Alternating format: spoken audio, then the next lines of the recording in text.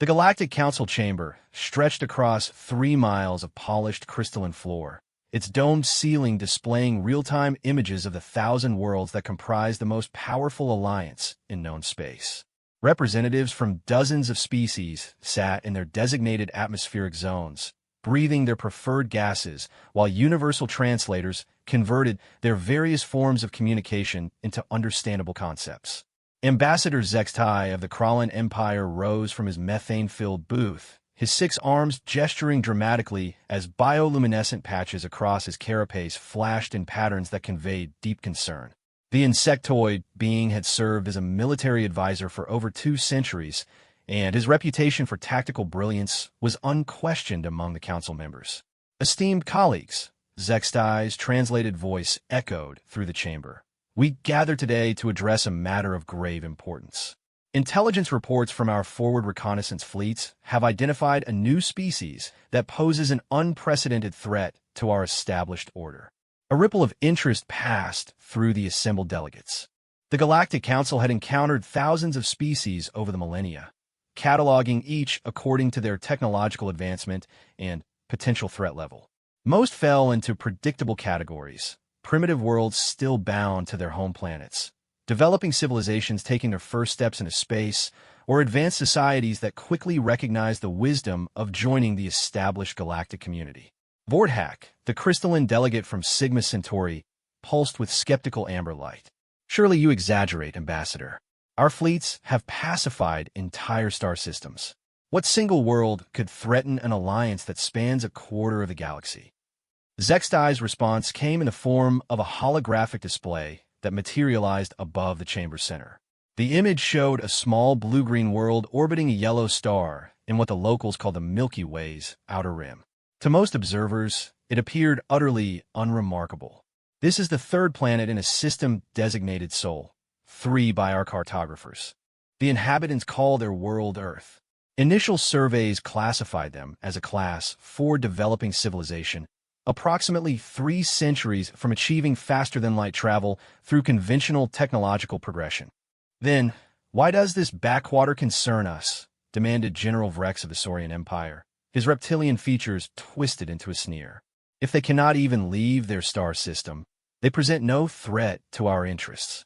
That assessment proved catastrophically incorrect.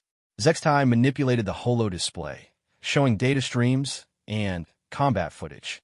3 months ago, we lost contact with Survey Fleet Kappa 7.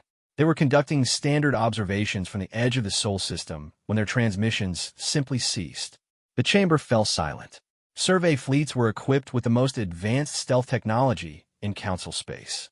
They could observe primitive worlds for decades without detection, gathering intelligence on technological development, social structures, and military capabilities. Losing contact with such a force was virtually unprecedented. We dispatched Assault Group Delta Prime to investigate, Zextai continued.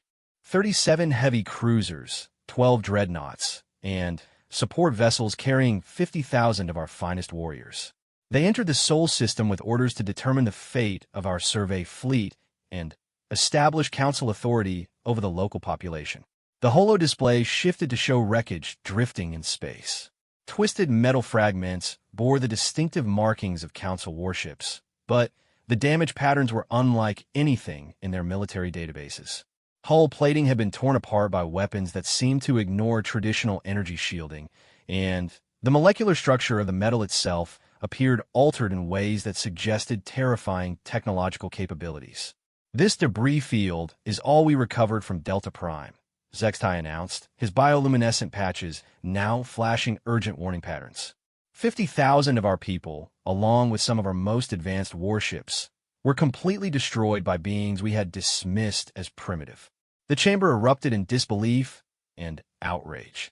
Representatives demanded more information, accused each other of incompetence, and proposed increasingly aggressive responses to this unprecedented humiliation. Through it all, Zextai remained standing, waiting for the chaos to subside. When order finally returned, it was Fleet Admiral Karath of the Hegemony who spoke first. The ancient warrior philosopher had commanded galactic peacekeeping forces for 6 centuries, and his strategic brilliance was legendary even among the Council's enemies. Show us what we know of their military capabilities, Karath commanded, his cybernetic implants glowing as he accessed classified military databases. If they could destroy an entire assault group, they must possess technology far beyond our initial estimates. Zextai nodded grimly and began displaying intelligence gathered by long-range sensors and occasional intercepted transmissions. What they revealed defied every established model of technological development. The humans of Earth had indeed achieved limited spaceflight, but their approach differed radically from standard galactic civilization patterns.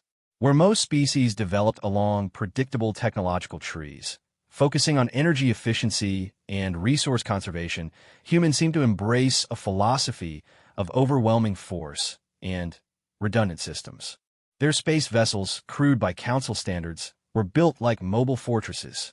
Thick armor plating surrounded multiple backup systems, and their weapons prioritized raw destructive power over elegant energy manipulation. More disturbing still, intercepted communication suggested they viewed warfare not as a regrettable necessity, but as an art form worthy of intensive study and constant refinement. They call themselves humans, Zextai explained, and their society appears to be built around concepts entirely foreign to civilized galactic community standards. Instead of seeking harmony and efficient resource allocation, they actively encourage competition and conflict as drivers of innovation. The holo display showed images of human cities, where massive structures rose kilometers into the sky, and transportation systems moved billions of inhabitants at incredible speeds. But what caught the Council's attention were the monuments scattered throughout these urban centers. Statues and memorials celebrating warriors, conquerors, and military victories filled their public spaces. They glorify violence, whispered Councillor Yivith of the Peaceful Unity, her ethereal form trembling with distress. Our sociological models indicate no stable civilization should be able to develop advanced technology while maintaining such aggressive cultural tendencies. Perhaps that's exactly why they present such a danger, Admiral Karath observed thoughtfully. We've spent millennia creating peace through overwhelming technological superiority and diplomatic pressure. These humans may have developed entirely different solutions to the challenges of advancement. Zextai activated another section of the holo display, revealing intelligence about human military doctrine that had been pieced together from captured data and sensor readings. What they discovered challenged every assumption about how rational beings should conduct warfare. Human military strategy seemed to embrace concepts that civilized species had abandoned as wasteful and destructive. They maintained multiple competing military organizations within their own governments, constantly testing new weapons and tactics against each other in elaborate training exercises. Their weapons development focused not on minimal force required to achieve objectives, but on maximum possible destruction deliverable through increasingly sophisticated means. Their nuclear weapons alone should have destroyed their biosphere centuries ago, Zextai noted, highlighting tactical assessments of human destructive capabilities. Instead, they've learned to live with the constant threat of planetary annihilation while continuing to develop even more powerful armaments. The assembled delegates absorbed this information with growing unease. The Galactic Council's power rested on the principle that advanced civilizations would naturally recognize the futility of conflict when faced with superior force. Peaceful surrender and integration into the galactic community represented the logical choice for any rational species. But humans appeared to operate according to entirely different logical frameworks.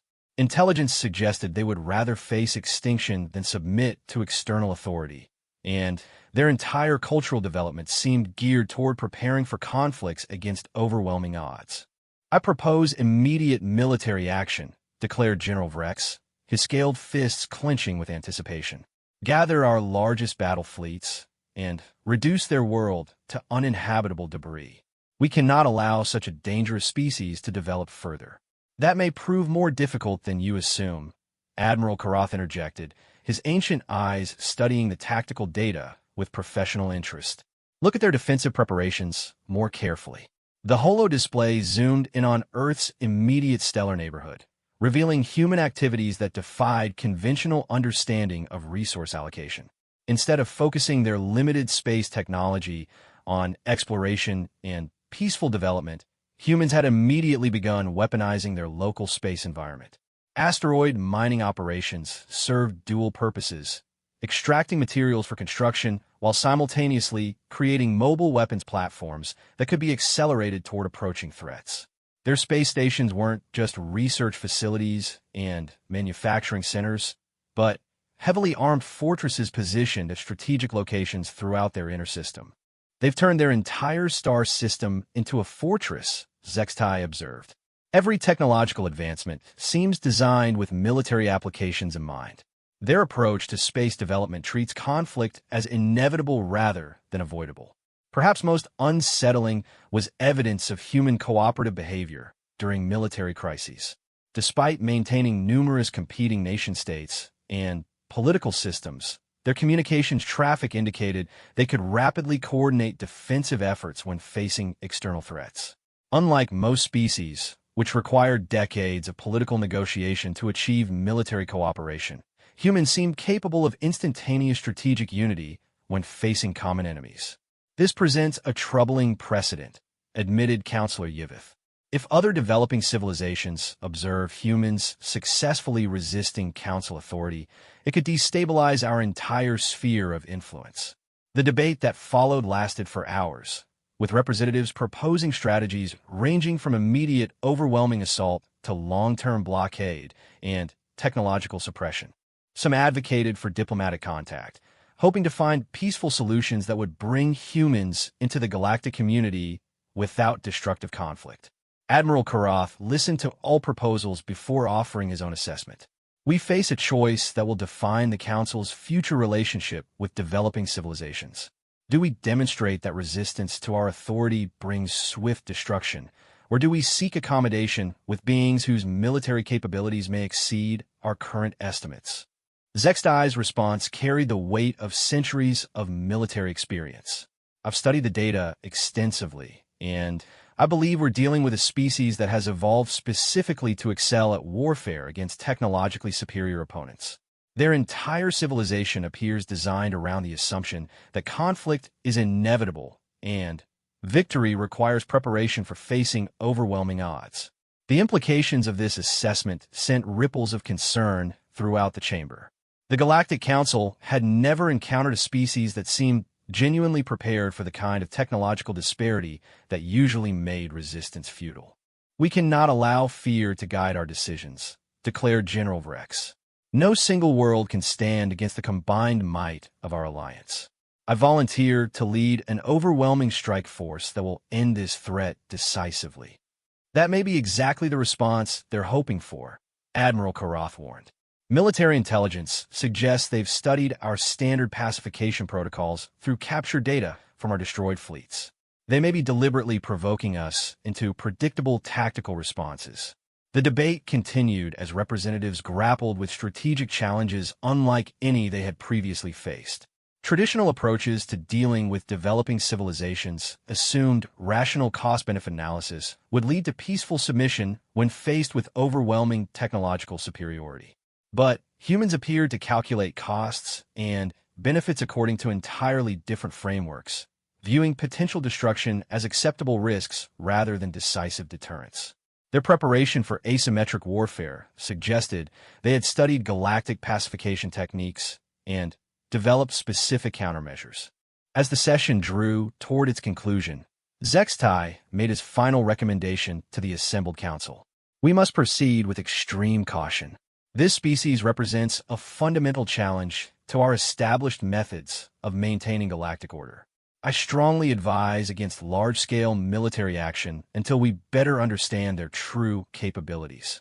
General Vrex rose to his full imposing height, combat scars across his reptilian features gleaming under the chamber's lights. The Krallan ambassador's caution does him credit, but we cannot allow fear to paralyze our response. I formally request authorization to assemble the Grand Fleet and end this threat once and for all. The vote that followed would determine the fate of both humanity and the Galactic Council's future as the dominant force in local space. as representatives cast their decisions. Few realized they were about to learn why Earth's children had spent millennia preparing for a war among the stars. The Grand Fleet, assembled in the Vega system, represented the largest military force ever gathered in galactic history. 2,000 warships from 17 different council species formed attack formations that stretched across millions of cubic kilometers of space. At its heart, the massive command dreadnought Inevitable Destiny served as Admiral Karath's flagship, its kilometer-long hull bristling with weapon systems that could reduce entire worlds to cosmic dust. General Vrex stood beside the ancient warrior philosopher on the command bridge, his reptilian features twisted into anticipation of the coming battle. Around them, hundreds of technicians from dozens of species worked at stations monitoring every aspect of the enormous fleet's operations. 3 weeks to reach the Sol system at maximum fleet speed, reported Navigator Prime Zelfin, her crystalline form pulsing with calculated precision. Our advanced reconnaissance drones should provide real-time intelligence about human defensive preparations long before we arrive. Karath studied the tactical displays with practiced eyes, noting the formation patterns and supply logistics required to maintain such a massive force across interstellar distances. In 6 centuries of military service, he had never commanded anything approaching the scale of operation. Intelligence estimates suggest the humans may have detected our fleet assembly, warned Commander Yix of the Technical Analysis Division. Their radio telescope arrays possess surprisingly sophisticated detection capabilities for a pre-FTL civilization. Let them see us coming, Vrex growled with satisfaction. Terror at the sight of our approaching forces may convince them to surrender without forcing us to demonstrate our superior firepower. The massive fleet began its journey through hyperspace, each ship maintaining precise formation coordinates that would allow instantaneous deployment upon arrival.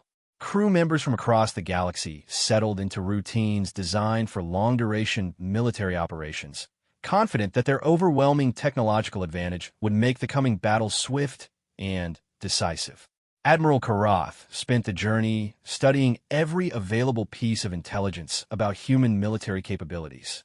What he discovered continued to challenge his understanding of how rational civilizations should develop their defensive strategies. Unlike typical developing species, humans had not focused their limited resources on achieving faster-than-light travel or establishing peaceful contact with potential alien neighbors. Instead, they had immediately begun preparing for interstellar warfare, developing weapons and tactics specifically designed to counter technologically superior opponents. Their approach defies conventional military logic, observed Lieutenant Commander Thresh, a tactical analyst whose cybernetic implants linked directly to the fleet's combat computers. They're prioritizing defensive capabilities that assume enemy forces will possess overwhelming advantages in mobility, firepower, and intelligence gathering. The holographic displays in Karath's private strategy room showed human military installations scattered throughout their inner solar system. What appear to be civilian infrastructure often concealed weapons emplacements, manufacturing facilities, and command centers designed to continue operating even after massive bombardment. They've learned to hide military assets among civilian populations, Karath noted with professional interest. This suggests they understand our standard rules of engagement and have specifically prepared countermeasures. Most disturbing were intelligence reports about human psychological warfare preparations. Unlike civilized species, who typically surrendered when faced with clearly superior force, humans appear to be conditioning their entire population to view defeat as unacceptable regardless of potential costs.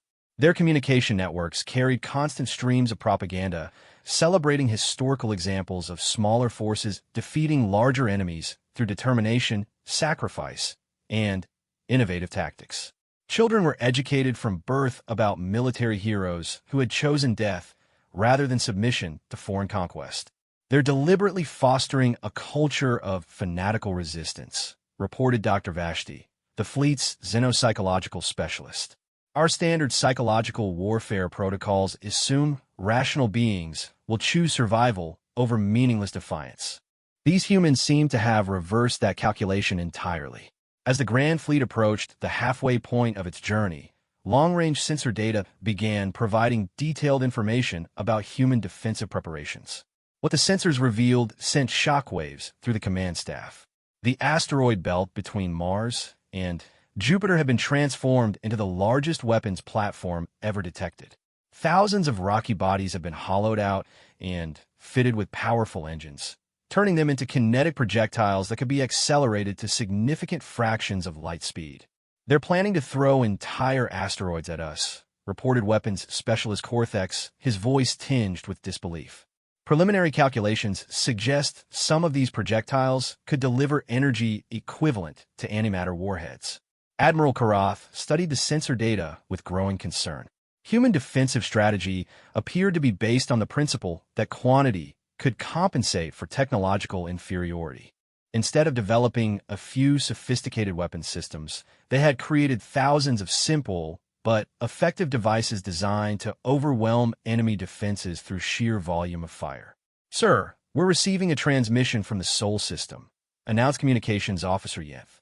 The humans appear to be attempting diplomatic contact. The bridge fell silent as all attention focused on the main display screen. After several moments of static, a human face appeared. The being appeared relatively young by human standards, with short brown hair, and wearing what appeared to be a military uniform. Behind the figure, other humans could be seen working at control stations similar to those aboard Council ships. "This is Admiral Sarah Chun of the United Earth Defense Force," the humans said in their native language, which the universal translators quickly converted to standard galactic diplomatic protocol. "We are aware of your approaching fleet and formally request negotiations before any hostile actions commence." General Vrex immediately stepped forward. "Primitive being, you will surrender immediately and submit to Council authority. Resistance will result in the complete destruction of your world and all its inhabitants." Admiral Chin's expression remained calm, despite the threat. "We appreciate the Council's interest in establishing relations with Earth. However, we cannot accept terms that require unconditional surrender. We propose a meeting at neutral coordinates to discuss mutually acceptable arrangements. There will be no negotiations." Rex snarled. "You have attacked Council forces and must face the consequences of your aggression. Prepare to witness the power of civilized galactic civilization." Something changed in the human admiral's demeanor at those words. Her composed, diplomatic mask slipped for just a moment, revealing an expression that sent chills through the experienced military officers watching the transmission. "I see," Admiral Chin said quietly. "Thank you for clarifying your position.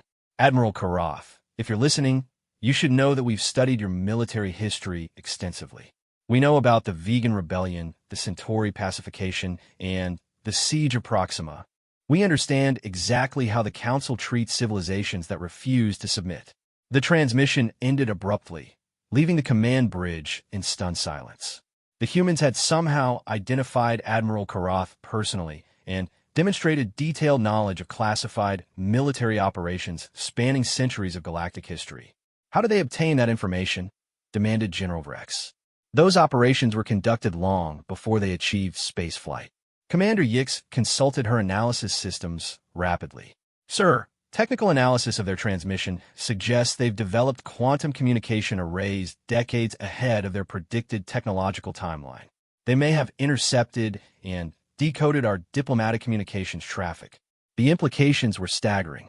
If humans possessed advanced quantum communication technology, they could potentially coordinate defensive efforts across their entire star system in real time. More importantly, they might have access to comprehensive Council military databases. "Admiral," reported Navigation Officer Zelfin, "we're receiving priority communications from Council High Command. They're ordering us to proceed with maximum caution and avoid unnecessary casualties."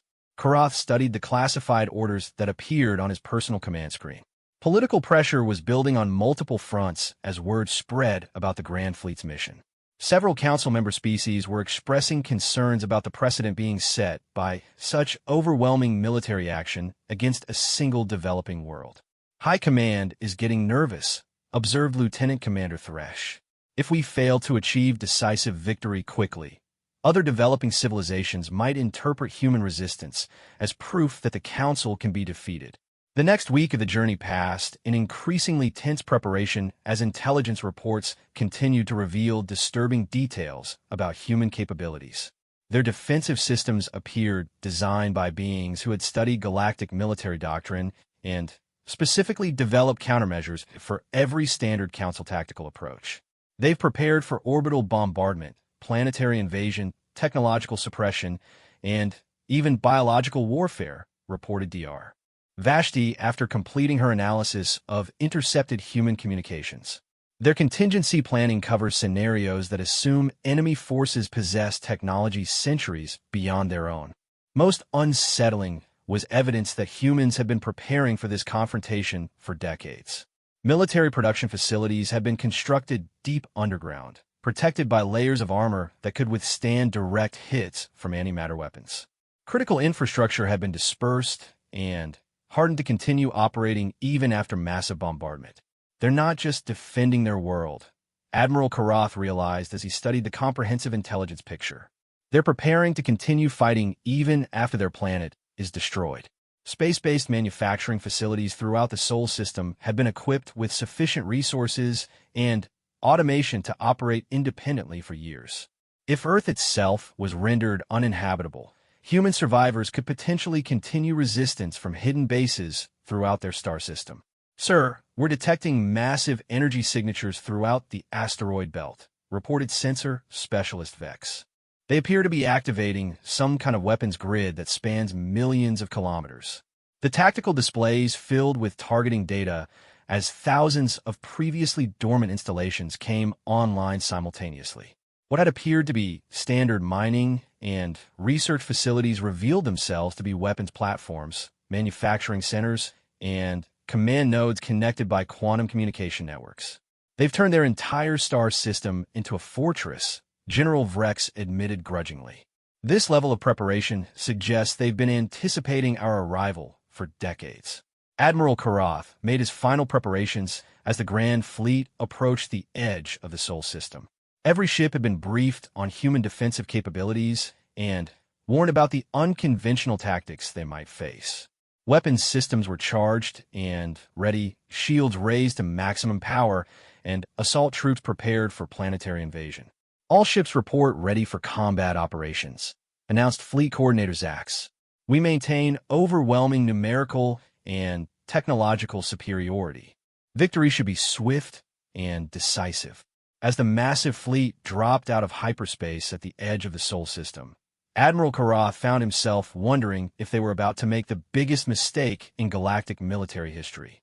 The humans had demonstrated capabilities that defied conventional understanding of technological development, and their psychological profile suggested they would fight to the absolute end regardless of odds. Fleet deployment complete, reported General Vrex with satisfaction. Time to show these primitives the true power of civilized galactic civilization. The Grand Fleet began its final approach toward Earth, 2,000 warships advancing in perfect formation. None of the crew members realized they were about to face an enemy that had spent centuries preparing for exactly this moment, or that their overwhelming technological advantage might not be enough to overcome human determination and ingenuity. The first shots of the war that would reshape galactic civilization were about to be fired, and Admiral Karath couldn't shake the feeling that he was leading his forces into a trap designed by beings who understood warfare far better than any civilized species should. The Grand Fleet's sensors detected the first human weapons launch when they were still 12 hours out from Earth's orbital perimeter. What appeared on the tactical displays defied everything the Council knew about conventional space warfare. Sir, we're tracking over 10,000 projectiles launched simultaneously from the asteroid belt, reported Sensor Specialist Vex, his voice trembling with disbelief. They appear to be using mass drivers to accelerate asteroid fragments to approximately 15% of light speed. Admiral Karath studied the tracking data with professional fascination. The humans weren't firing sophisticated energy weapons or guided missiles. Instead, they were throwing rocks with such tremendous velocity that each projectile carried the kinetic energy of antimatter warheads. Impossible, General Vrex snarled. No civilization should possess the energy generation capacity to accelerate that much mass to relativistic speeds. They're not using conventional energy sources, explained Commander Yix after analyzing the sensor readings. Initial analysis suggests they're using controlled nuclear fusion reactions as propellant, essentially turning each asteroid into a single-use rocket motor. The tactical implications were staggering. The Council's standard defensive protocols assumed enemy weapons would follow predictable flight paths that could be intercepted by point defense systems. But kinetic projectiles, traveling at significant fractions of light speed, were nearly impossible to stop once launched. Time to impact, Admiral Karath demanded. 47 minutes for the fastest projectiles, Navigator Prime Zelthan calculated. But, sir, the projectiles are following randomized flight paths. They're not targeting our ships directly. The mystery deepened as tracking computers analyzed the incoming barrage. The asteroid fragments appear to be aimed at empty space coordinates where no Council ships were currently located. Either human targeting systems were incredibly primitive, or they were employing some strategy that Council military doctrine couldn't predict. Deploy the fleet in evasive formation, Karath ordered. All ships maintain maximum acceleration and prepare point defense systems. The Grand Fleet began scattering across millions of cubic kilometers of space, individual ships following unpredictable courses designed to make targeting impossible. It was a maneuver practiced countless times during training exercises, and one that had proven effective against every conventional weapons system ever encountered. That's when a human trap revealed itself. Sir, Sensor Specialist Vex shouted in alarm. The projectiles are fragmenting. Each asteroid is breaking apart into thousands of smaller pieces. The tactical display lit up with tracking data as each kinetic projectile split into clouds of smaller fragments, creating a spreading pattern of debris that filled vast volumes of space. What had been 10,000 targeted shots became millions of high-velocity projectiles, creating an impenetrable barrier. They're not trying to hit us directly, Admiral Karath realized with growing admiration for human tactical creativity. They're creating a kinetic minefield to channel our fleet movements. The Council ships found themselves forced to alter course repeatedly as clouds of relativistic debris swept through their formations. Ships that maintained high acceleration could avoid direct impacts, but the constant course changes disrupted fleet coordination and prevented the organized assault formations that Council doctrine required. Admiral, we're receiving reports of minor hull damage from debris impacts, reported Fleet Coordinator Zax. Nothing critical yet, but our shields are depleting faster than expected.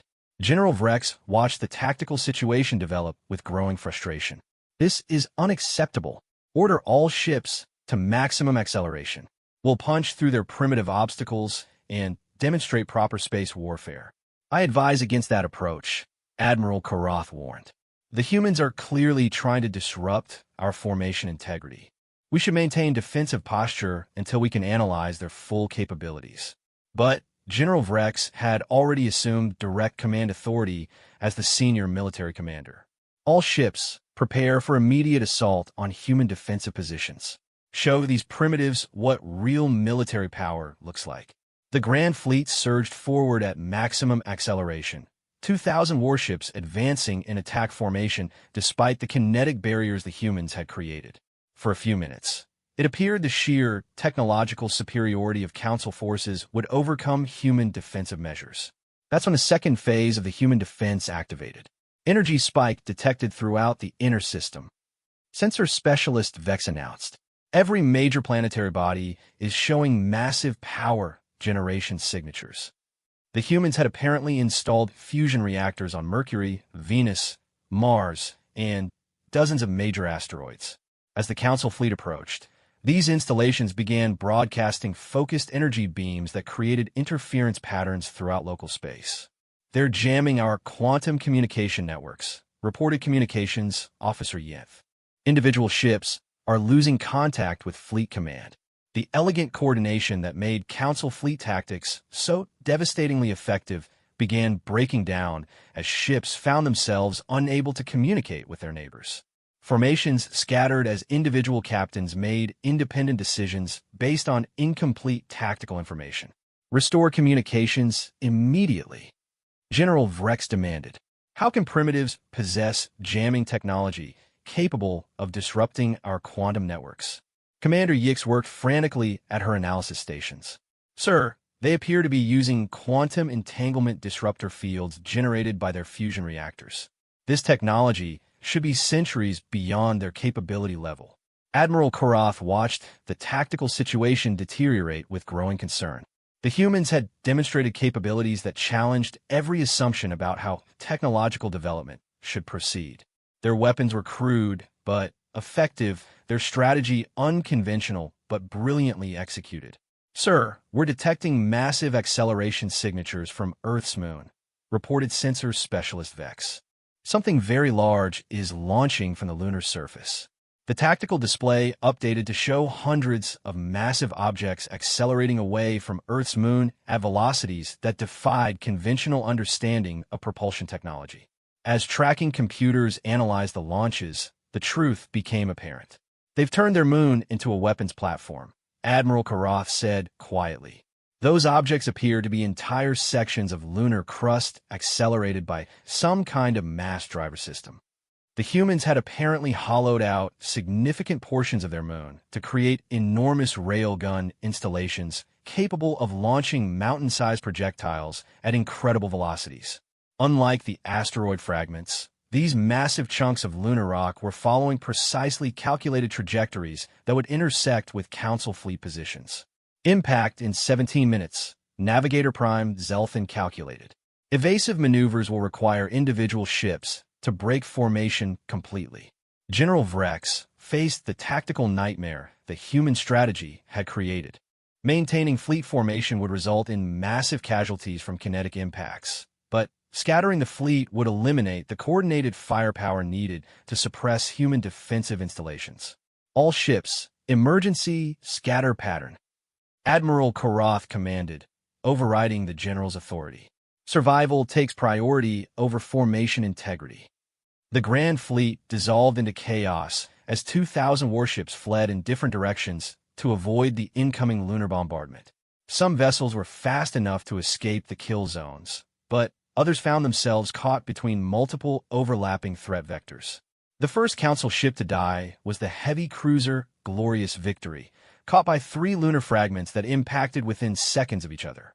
The massive kinetic impacts overwhelmed even military-grade energy shields, reducing 2 kilometers of advanced starship to expanding clouds of metallic vapor. "We've lost 17 ships to kinetic impacts," Fleet Coordinator Zax reported grimly. "Casualty estimates are approaching 50,000 personnel." The psychological impact was even more devastating than the physical losses. Council military doctrine was based on the assumption that technological superiority would make victory swift and casualties minimal. The idea that primitive beings could inflict significant losses on advanced galactic civilization forces challenged fundamental beliefs about military power. "Sir, human forces are launching additional waves of projectiles," Sensors Specialist Vex announced. "They appear to be targeting our scattered ships individually." The humans had somehow tracked the fleeing Council vessels despite their advanced stealth systems and were launching targeted kinetic strikes against individual ships. This level of targeting precision should have been impossible for a civilization that hadn't even achieved faster-than-light travel. "How were they tracking us through our stealth fields?" demanded General Vrex. Commander Yix studied her analysis displays with growing amazement. "Sir, they appear to be using gravitational wave detectors to track our ship's positions. This technology represents a completely different approach to sensor systems than anything in our databases." The humans had developed detection methods that bypassed traditional stealth technology entirely. Instead of trying to hide electromagnetic signatures or thermal emissions, their sensors detected the gravitational distortions created by massive objects moving at high velocity. Admiral Karath began issuing new orders to the scattered fleet. "All ships reduce acceleration to minimum levels. Deploy gravitational dampening fields if available. We need to minimize our sensor signature until we can regroup." But the humans weren't finished demonstrating their tactical innovations. As Council ships attempted to reduce their sensor visibility, new threats began emerging from throughout the Sol system. "Admiral, we're detecting what appears to be a massive communications array on Earth's surface," reported Communications Officer Yeth. "They're broadcasting signals on frequencies that shouldn't be possible to generate." The human transmission that followed was unlike anything the Council had ever encountered. Instead of standard radio waves or quantum communications, Earth was broadcasting information using modulated gravitational waves that could travel faster than light under certain conditions. This is Admiral Chun of Earth Defense Command. The transmission began. Your fleet has entered Sol system space and engaged our defensive installations. We are prepared to negotiate your immediate withdrawal or continue demonstrating why attacking Earth was a strategic mistake. General Vrex sputtered with rage. Strategic mistake? We command the largest military force ever assembled. How dare these primitives threaten civilized galactic civilization? Admiral Chen's response came with disturbing calm. You currently have 1,837 operational warships scattered across approximately 50 million cubic kilometers of space. Our defensive installations have prepared targeted kinetic strikes for each of your vessels. You have 30 minutes to begin withdrawal procedures before we demonstrate the effectiveness of mass-produced antimatter warheads. The transmission ended, leaving the Council commanders staring at displays that confirmed the impossible. Human tracking systems had somehow cataloged every ship in the scattered fleet and calculated precise targeting solutions for each vessel. Sir, whispered Sensor Specialist Vex, if they can target our entire fleet simultaneously, our current tactical position is untenable. Admiral Karath studied the strategic situation with 6 centuries of military experience. The humans had maneuvered the Grand Fleet into a position where superior numbers and technology couldn't be effectively deployed. Scattered ships couldn't coordinate fire support. Communication disruption prevented effective command and control, and human weapon systems appeared specifically designed to counter Council tactical advantages. General Vrex, Admiral Karath said quietly, I recommend we accept their offer to negotiate. The reptilian commander's scarred features twisted with fury. Never. We will show these primitives what happens to species that dare challenge the Council's authority. As the 30-minute deadline approached, Admiral Karath found himself wondering whether the Grand Fleet was about to learn why Earth's children had spent millennia preparing for war against impossible odds. The humans had already demonstrated tactical capabilities that challenged every assumption about military power, and their calm confidence suggested they possessed additional surprises. The greatest military force in galactic history was about to discover that sometimes technological superiority wasn't enough to overcome an enemy that refused to fight according to civilized rules of warfare. The 30-minute deadline passed without Council response, and the humans demonstrated why civilized galactic warfare doctrine had failed to prepare for Earth's defenders. The antimatter warheads, launched simultaneously from hidden installations throughout the Sol system, weren't the sophisticated guided missiles that Council forces expected. Instead, the humans had created thousands of crude but effective devices that function more like kinetic projectiles than traditional ordnance. Sir, they're using antimatter as propellant rather than explosive payload, reported Weapons Specialist Corthex in amazement. Each warhead is essentially a small spacecraft accelerating itself to extreme velocity before detonating. The result was unlike anything in Council military experience. Instead of elegant energy beams or precisely guided missiles, human weapons filled space with expanding clouds of annihilation energy traveling at significant fractions of light speed. The sheer volume of destruction made precise defensive countermeasures impossible. We've lost another 43 ships, Fleet Coordinator Zax announced as the casualty reports flooded in. The Righteous Fury and Stellar Dominion took direct hits. No survivors detected. Admiral Karath watched 2 more dreadnoughts disappear from the tactical display, their advanced shields and armor proving useless against weapons that simply ignored conventional defensive systems. The humans weren't trying to penetrate Council defenses. They were creating enough destructive energy to overwhelm any possible protection.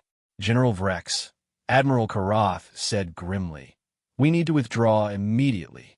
This tactical situation is completely untenable. The reptilian commander's pride had been shattered by the devastating losses, but his warrior instincts still demanded victory. No retreat. All remaining ships, prepare for emergency assault on Earth's surface. We'll demonstrate what happens to species that resist Council authority. Sir, I cannot recommend that course of action, Admiral Karath protested. We've lost nearly 300 ships and have no effective tactical response to their defensive systems. But General Vrex had activated his command authority and was already issuing orders to the surviving fleet. All vessels, maximum acceleration toward Earth, deploy orbital bombardment systems, and prepare to reduce their entire planet to uninhabitable debris. The remaining Council ships began converging on Earth despite the devastating losses they had already suffered. Military discipline and generations of cultural conditioning demanded obedience to superior officers, even when tactical wisdom suggested retreat. That's when the humans revealed the true depth of their preparation for interstellar warfare. Sir, massive energy signatures detected on Earth's surface, sensor specialist Vex reported. They appear to be activating some kind of planetary defense grid. The tactical displays filled with targeting data as thousands of previously hidden installations across Earth's surface came online simultaneously. Unlike the kinetic weapons and antimatter devices the humans had used so far, these systems generated energy signatures that suggested technology far beyond what a pre-FDL civilization should possess. Those appear to be particle beam arrays, Commander Yik said after analyzing the sensor readings. But the power generation requirements should be impossible for their technological base. Admiral Karath studied the energy patterns with growing understanding of how thoroughly the Council had underestimated human capabilities. They're using their planet's magnetic field as a focusing system. The entire world has become a single massive weapons platform. The humans had somehow learned to channel energy through Earth's natural magnetic field lines, creating particle beam weapons with planetary-scale focusing power. Instead of building traditional defensive installations, they had turned their entire homeworld into the largest weapons system ever constructed. Time to orbital bombardment range, Admiral Karath demanded. 14 minutes, Navigator Prime Zelthan calculated. But, sir, those particle beams will be able to target us long before we reach effective firing positions. General Vrex refused to acknowledge the tactical impossibility of their situation. All ships will maintain assault vector. We possess the firepower to crack entire planets. No primitive defensive system can stand against the combined might of the Council fleet. The first Council ship to enter Earth's defensive perimeter was the battle cruiser Inevitable Conquest, commanded by Captain Zorthak of the Hegemony. The veteran officer had participated in dozens of planetary pacifications and possessed absolute confidence in his vessel's defensive capabilities. The particle beam that destroyed his ship defied every assumption about how energy weapons should function. Instead of a focused beam targeting critical systems, Earth's defenders created a sustained energy field that encompassed the entire vessel, cooking the interior to temperatures that liquefied hull plating within seconds. They're not trying to disable our ships, Admiral Karath realized with professional horror. They're designed to kill everyone aboard as quickly as possible. The psychological warfare implications were staggering. Council military doctrine assumed that civilized beings would attempt to capture enemy vessels and personnel whenever possible. The idea that rational beings would deliberately design weapons for maximum lethality challenged fundamental assumptions about intelligent behavior. Sir, we're receiving another transmission from Earth, Communications Officer Yinth announced.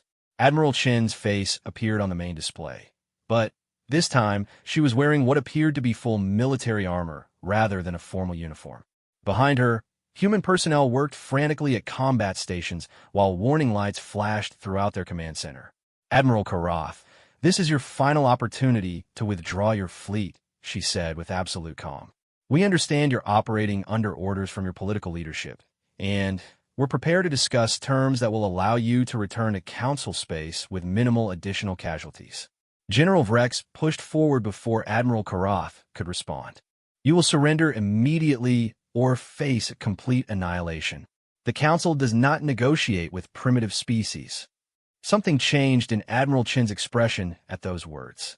The diplomatic mask disappeared entirely, replaced by something that made seasoned military officers throughout the Grand Fleet suddenly understand why their colleagues have been so thoroughly defeated. I see you've chosen to continue this engagement, Admiral Chen said quietly. Very well. Admiral Karath, you should know that we've been monitoring Council military communications for decades.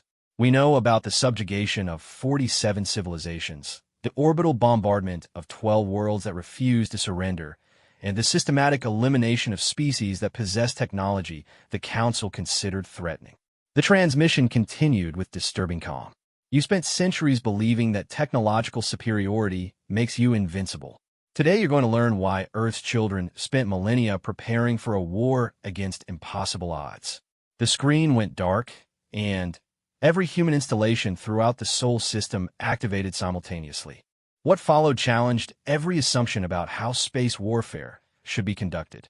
Instead of elegant tactical maneuvers and precisely targeted weapons, the humans unleashed everything they had built over decades of preparation. Kinetic projectiles launched from every major planetary body filled space with high-velocity debris. Antimatter warheads created expanding zones of annihilation energy that made maneuvering impossible. Particle beam arrays swept across vast areas of space like searchlights of destruction. They're not fighting a battle, Admiral Karath realized as he watched the tactical display fill with weapons fire. They're conducting a systematic extermination campaign. The humans had apparently studied Council fleet tactics extensively and developed specific countermeasures for every standard military procedure. When Council ships attempted to maintain defensive formations, kinetic barriers forced them to scatter. When individual vessels tried to maneuver independently, targeted strikes eliminated them one by one. "Sir, we've lost over 600 ships," Fleet Coordinator Zax reported. Casualty estimates are approaching 300,000 personnel. The psychological impact was devastating. Council military forces had never experienced losses on this scale, and many crew members were beginning to question whether their technological advantage was as absolute as they had believed. General Vrex, Admiral Karath, said with the authority of 6 centuries of command experience, "We must withdraw immediately. This engagement cannot be won with conventional tactics." The reptilian commander's scarred features showed the strain of watching his overwhelming military advantage dissolve into catastrophic defeat. "How is this possible? We command technology that should make victory inevitable." "Because they're not fighting according to our rules," Admiral Karath replied. "They've created an entirely different approach to warfare based on assumptions we never considered." The truth was becoming apparent as the battle continued. Human military doctrine wasn't based on elegant solutions or efficient resource utilization. Instead, they had embraced what civilized species considered wasteful and primitive, overwhelming firepower applied without restraint or consideration for collateral damage. "Sir, they're launching what appears to be their reserve forces," Sensor Specialist Vex announced. Multiple ships launching from hidden bases throughout the outer system. The human vessels that emerged from concealment behind planets and asteroids were unlike anything the Council had ever seen. Crude by galactic standards, but built like mobile fortresses, they bristled with weapons systems that prioritized destructive power over technological elegance. Their ships appear to be constructed from compressed matter, Commander Yix reported after analyzing sensor data. Hull density is approximately 40 times standard military specifications. The human warships were essentially flying fortresses designed to absorb tremendous amounts of damage while delivering devastating counterattacks. They moved slowly compared to Council vessels, but carried enough firepower to threaten entire fleets. "Admiral," reported Fleet Coordinator Zax, "human ships are taking positions to surround our remaining forces. They're attempting to create a complete encirclement." Admiral Karath studied the tactical situation with growing admiration for human strategic thinking.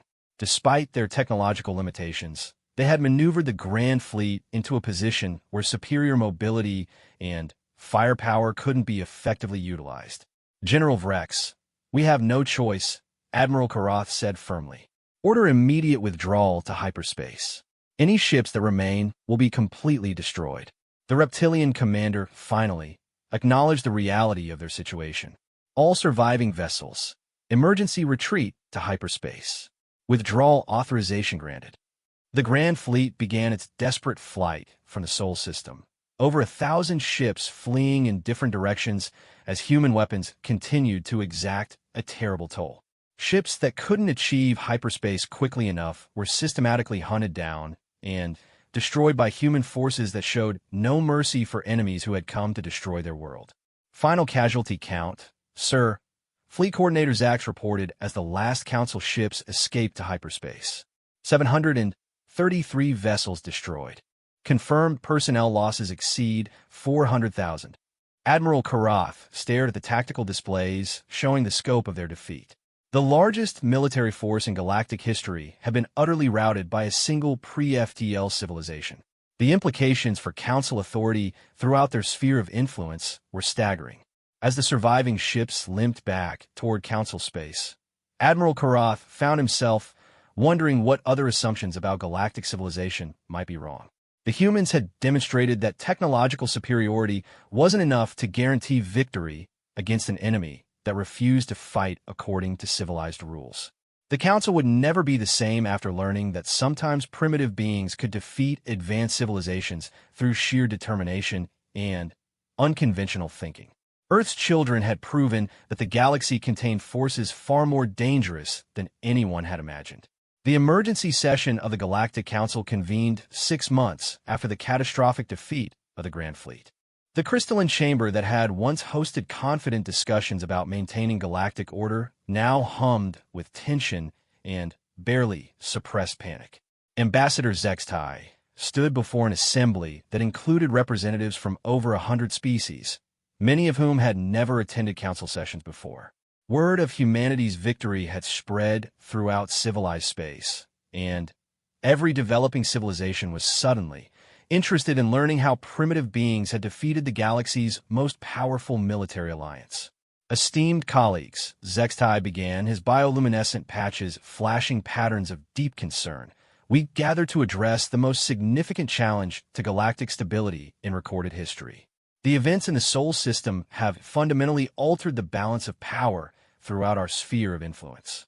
The holographic displays showed intelligence reports that had been flooding in from across Council space. On dozens of worlds, developing civilizations were openly defying Council authority. Species that had previously accepted pacification without resistance were now demanding independence and threatening to use human tactics against any intervention forces. The vegan colonies have declared independence, reported Counselor Yivith, her ethereal form trembling with distress. The Centauri Federation has expelled our administrative personnel. Even the peaceful Unity worlds are questioning our authority to dictate their technological development. Admiral Karath, scarred by the defeat he had witnessed firsthand, addressed the assembly with hard-won wisdom. The humans didn't just defeat our military forces. They demonstrated that our entire system of galactic governance is based on assumptions that may be fundamentally flawed. The aged warrior displayed tactical analyses that had consumed Council military planners for months. Every aspect of the Sol system battle was being studied, dissected, and analyzed for insights into how such a catastrophic defeat had been possible. Their approach to warfare represents a completely different philosophy about the application of military power, Admiral Karath explained. Where we sought elegant solutions and minimal casualties, they embraced maximum destruction and overwhelming force. Where we assumed rational surrender when faced with superior technology, they prepared for extinction-level commitment to resistance. The implications went far beyond military tactics. Human victory had proven that technological development didn't necessarily follow predictable patterns and that civilized assumptions about rational behavior might not apply to all intelligent species. General Vrex, his military career effectively ended by the Sol system disaster, spoke with the bitter voice of hard experience. We spent centuries believing that overwhelming technological superiority would make resistance futile. The humans proved that superior technology means nothing if you're not prepared to use it without restraint. The debate that followed revealed deep fractures in the Council's unity that had been hidden for millennia. Species that had been forcibly pacified generations earlier began voicing complaints about Council governance that they had never dared express when military supremacy seemed absolute. Perhaps, suggested Counselor Yivith carefully, we should consider diplomatic outreach to the humans. If we can understand their motivations and capabilities, we might find peaceful solutions that benefit all civilized species. The proposal triggered fierce opposition from hardline council members who saw any negotiation with the humans as an admission of weakness that would encourage further resistance throughout their territories. Diplomatic contact would legitimize their actions, declared Senator Vorthak, his crystalline form pulsing with angry amber light. Every developing civilization would interpret negotiations as proof that the Council can be defeated through sufficient violence. But the military reality was undeniable. Intelligence reports indicated that human defensive capabilities were continuing to improve at rates that defied conventional understanding of technological development. Worse still, intercepted communications suggested they were actively sharing military technology with other species that showed interest in resisting Council authority. "They're not content with defeating our forces," Admiral Korath warned. Analysis of their communication traffic indicates they're actively working to undermine Council influence throughout local space. They view our defeat as the beginning of a larger campaign rather than an isolated defensive victory. The scope of human ambitions became clear as intelligence agencies reported contact between Earth and dozens of developing civilizations. The humans weren't interested in simple independence. They were apparently building an alternative alliance system based on principles completely contrary to Council governance. They're promoting concepts like voluntary cooperation, mutual defense treaties, and technological sharing without central authority, reported Intelligence Director Kexvoth. These ideas represent a fundamental challenge to everything our galactic civilization has achieved. The debate continued for days as Council members struggled to develop responses to challenges they had never anticipated facing. Traditional approaches to dealing with resistant species assumed that overwhelming military force would eventually break any opposition. But humans had demonstrated that some species would choose complete destruction rather than submit to external authority. "We face a choice that will determine the future of galactic civilization," Admiral Korath observed during one particularly intense session. "Do we escalate our military response and risk spreading the conflict throughout local space? Or do we attempt to find accommodation with beings whose fundamental assumptions about government and cooperation differ radically from our own?" The answer came in the form of a transmission that reached the Council chamber directly from Earth. Admiral Chun appeared on the main display, but this time she was wearing civilian clothing rather than military armor. Behind her, the Human Command Center had been reconfigured to resemble a diplomatic conference room. "Honored representatives of the Galactic Council," Admiral Chun began with formal courtesy, "the United Earth Federation wishes to propose a framework for peaceful coexistence between our civilizations." The chamber fell silent as Council members absorbed the audacity of primitives attempting to dictate terms to the galaxy's most advanced species. But the devastating losses they had suffered made it impossible to dismiss human proposals without serious consideration.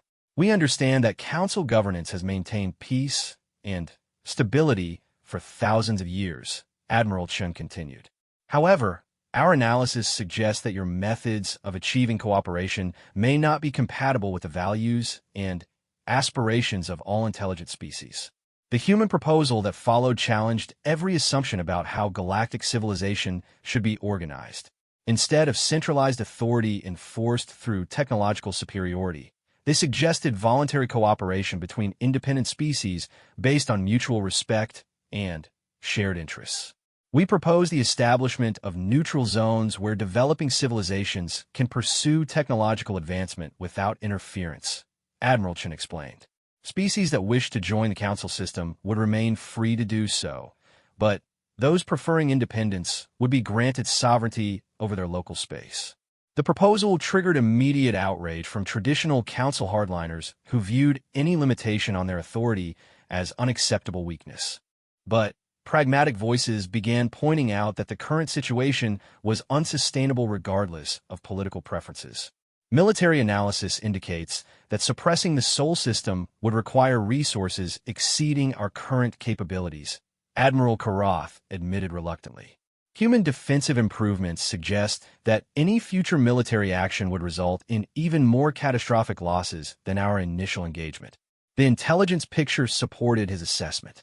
Human technological development was accelerating at unprecedented rates, apparently driven by the same competitive instincts that had made their military resistance so devastatingly effective. They were developing capabilities that should have required centuries of research in time frames measured in years or even months. They've achieved breakthroughs in quantum manipulation, exotic matter engineering, and gravitational control, reported scientific advisor Dr. Yulvin.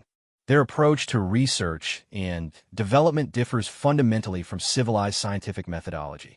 Where council species conducted careful, methodical research designed to avoid dangerous or destabilizing technologies, humans appeared to embrace risk and experimentation as necessary elements of progress. They were developing capabilities that council scientists had deliberately avoided pursuing because of potential consequences. Sir, Intelligence Director Kexvoth reported during a classified briefing. Our deep space monitoring stations are detecting human exploration vessels throughout local space.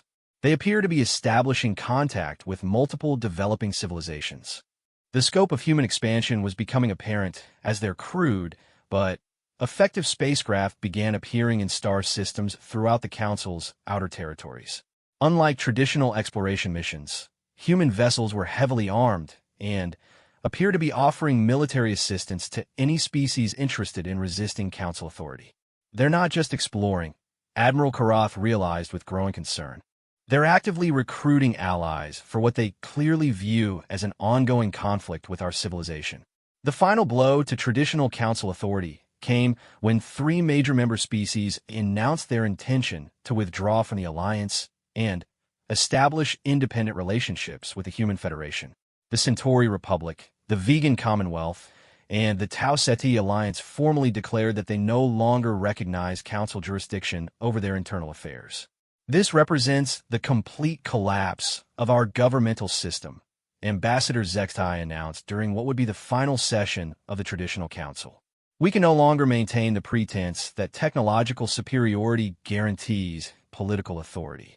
The choice that faced galactic civilization was stark and irrevocable. They could continue attempting to maintain their dominance through increasingly desperate military action, potentially triggering a conflict that would devastate civilized space, or they could accept the reality that their monopoly on advanced technology was ending. Admiral Chen's final transmission to the Council carried an offer that many members found difficult to refuse. We propose a gradual transition to a new system of galactic governance based on voluntary cooperation between sovereign species. The Council would retain authority over those worlds that choose to remain within your alliance, while other civilizations would be free to pursue alternative forms of organization. The choice is yours, Admiral Chen concluded. Peaceful coexistence between different approaches to civilization or continued conflict that will inevitably spread throughout local space. Earth stands ready to work with any species that shares our commitment to freedom and self-determination. The vote that followed marked the end of the Council's absolute authority over galactic civilization. By a narrow margin, the Assembly accepted the human proposal for peaceful coexistence, formally acknowledging the right of developing civilizations to choose their own paths to advancement. 6 months later, the galaxy was a fundamentally different place. The Human Federation had expanded to include over a dozen species that had chosen independence over Council membership. Trade networks, technological exchange programs, and mutual defense treaties were creating new patterns of cooperation that operated entirely outside traditional Council authority. Admiral Karath, now serving as a strategic advisor rather than a fleet commander, often reflected on the lessons learned from humanity's victory. The Council had spent millennia believing that their way of organizing galactic civilization was the only rational approach to managing the challenges of interstellar society. The humans had proven that assumption catastrophically wrong. Their victory demonstrated that different species might require different approaches to government, cooperation, and technological development. More importantly, they had shown that beings committed to freedom would pay any price to preserve their independence. As reports continued flowing in about human expansion and the growing alliance of independent worlds, Admiral Karath found himself wondering what other assumptions about galactic civilization might prove equally flawed. The humans had opened possibilities that no one had previously imagined, and the galaxy would never be the same. The species that had once dismissed Earth as a primitive backwater had learned the hard way that sometimes the most dangerous enemies were those who refused to accept that resistance was futile. In trying to maintain their perfect galactic order, the Council had awakened something that would forever change the balance of power among the stars.